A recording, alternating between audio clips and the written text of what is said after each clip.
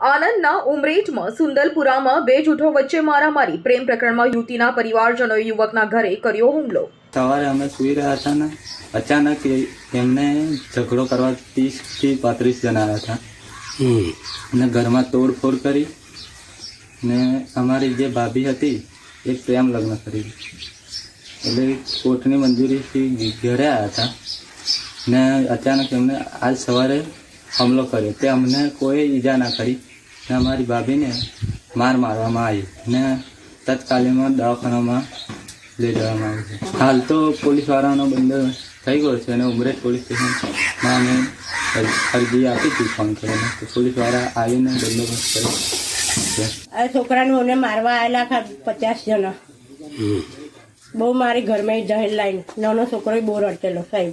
તોડફોડ કરી બધું તોડી નાખ્યું. ઘરમાં બાયના ખોલીને તોડીને મેં પી ગયા પાવડા અને બધું લઈને આવેલા ધાર્યા લાકડીઓ. અમારી તમામ માહિતીથી અપડેટ રહેવા માટે જોડાયેલા રહો S9 ન્યૂઝ સાથે.